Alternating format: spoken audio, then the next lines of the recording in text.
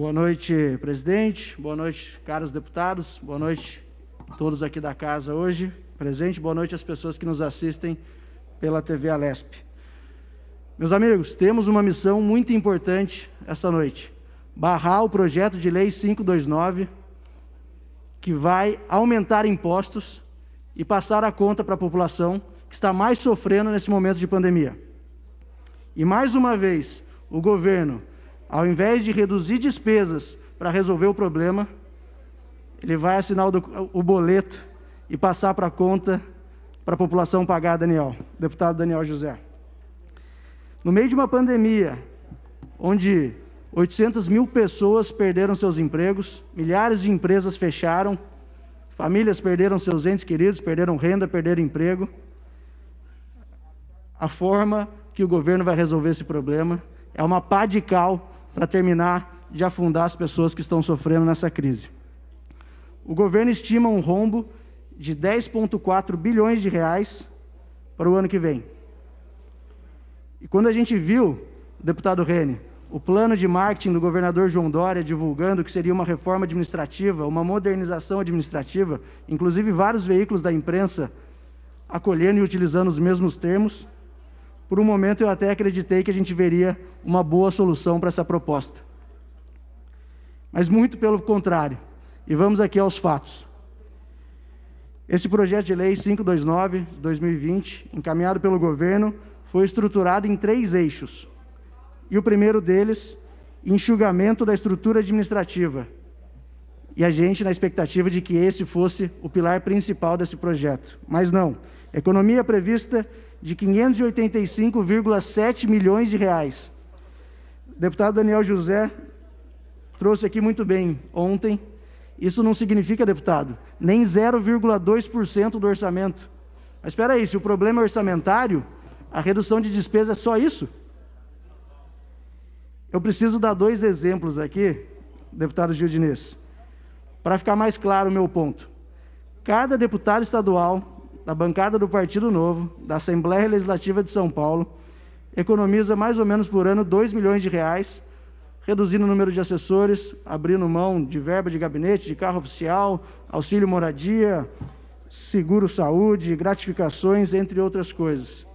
Se todos os 94 deputados estaduais dessa casa fizessem a mesma coisa, essa casa economizaria 188 milhões de reais. É quase 1/3 da economia prevista pelo governo nesse projeto. E o meu segundo exemplo que eu preciso dar, e aqui eu parabenizo o presidente Cauê Macris, não vejo aqui ele agora em plenário, parabenizo o presidente Cauê Macris e todos os deputados dessa casa pela...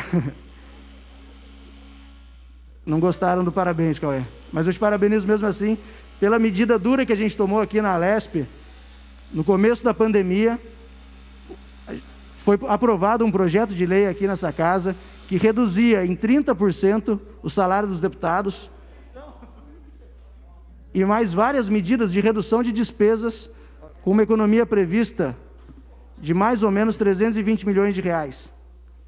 Isso aqui é mais da metade, deputado Melão, do que a economia prevista nesse projeto de lei 529 encaminhado pelo governo. Olha, o governo do Estado de São Paulo, com um orçamento de 210 bilhões de reais, manda para cá e diz para a gente que a única medida de redução de despesa vai economizar apenas 585 milhões de reais? É sério? Não tem encargos comissionados? Não tem gordura para queimar? A gente vai passar essa conta para a população? 0,2% do orçamento? Enquanto eu acabei de dar aqui bons exemplos de como a gente pode reduzir e cortar na própria carne? Para mim, deputado Ricardo Melão, ou é má fé ou é incompetência. O segundo eixo, a realocação de recursos financeiros. E aqui eu vou ter que utilizar um pouco dos argumentos do deputado Daniel José, que ele falou muito bem ontem. Isso aqui é um incentivo para todos os gestores das fundações, dos fundos aqui que vão ter o superávit alterado, para que os gestores gastem todo esse recurso. Se você tiver economia, se você fizer uma boa gestão, o governo do Estado de São Paulo vai lá e vai sacar e vai aproveitar esse dinheiro. Mas, para mim, o ponto mais intrigante, inclusive inconstitucional, é a redução do repasse para as universidades e para a FAPESP. Durante toda a pandemia, eu não vi ninguém enaltecer mais a ciência, deputada Mônica, do que o governador João Dória. Mas na primeira oportunidade que ele teve, esse projeto de lei veio aqui e mexe e tira dinheiro justamente das universidades e da FAPESP. E isso vai ter um dano muito grande para a pesquisa e para a ciência no longo prazo. E por isso, obviamente, a gente é contrário a esse item. Eu, como presidente da Comissão de Ciência e Tecnologia, inclusive, jamais poderia deixar isso aqui passar. E o terceiro eixo, o que eles chamam de melhoria da administração tributária, aqui serão 4,5 bilhões de reais, ou seja, dos 10,4 bilhões que o governo prevê como um rombo, metade da solução está em aumentar imposto. E aqui, como o deputado Ricardo Melão disse muito bem ontem, esse é o cavalo de Dória. O artigo 24, ele autoriza o Estado a aumentar imposto sem a permissão da Lesp. Não é possível que a gente vai deixar isso passar por aqui. Desde o começo do mandato eu vejo diversos deputados reclamando que essa casa tem pouca autonomia, que a gente tem pouca competência legislativa, e aqui a gente está entregando um cheque em branco para talvez uma das principais oportunidades que essa casa tem de legislar. Bom, vamos lá, esse artigo aqui é um pouco mais técnico, vou dar uma colada aqui. O artigo 24 quer dar permissão ao Poder Executivo para reduzir ou manter benefícios fiscais, é isso que diz. O problema aqui é que o projeto de lei define como benefício fiscal qualquer alíquota abaixo de 18%. Quais são os produtos que têm alíquota abaixo de 18%? São os produtos da cesta básica, medicamentos genéricos, carnes, aves, ovos, farinha, material de construção. E aí eu te pergunto, quem é que vai ficar mais afetado com esse aumento de imposto? Ontem, eu tive que, infelizmente, ouvir aqui o deputado Carlão Pignatari, líder do governo, porque eu tenho um respeito enorme, falar a bobagem de que o Novo defende os ricos, defende os empresários. Mas eu tenho uma pergunta. Se o ICMS, deputado Wellington, é o imposto sobre o consumo, quando você aumenta o ICMS, quando você aumenta o imposto, esse aumento de imposto vai prejudicar mais o rico, que consome uma parte do seu salário, ou vai prejudicar mais o pobre, que consome 100% do seu salário?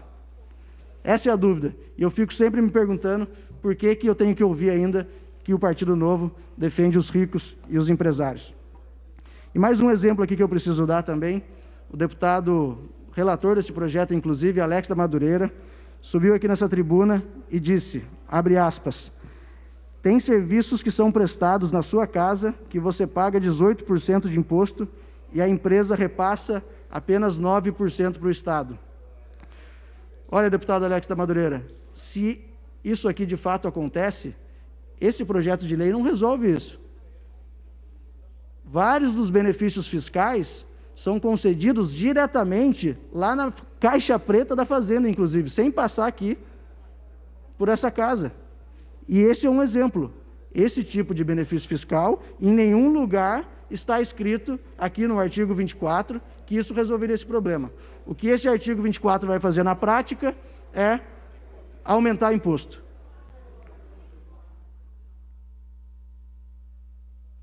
Bom,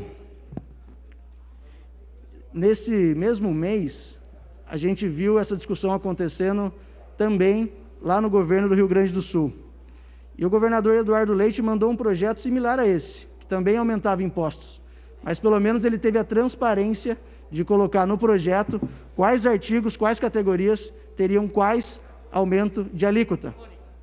E é claro, obviamente, que a bancada do Partido Novo, da Assembleia do Rio Grande do Sul, também combateu e conseguiu barrar esse aumento de imposto.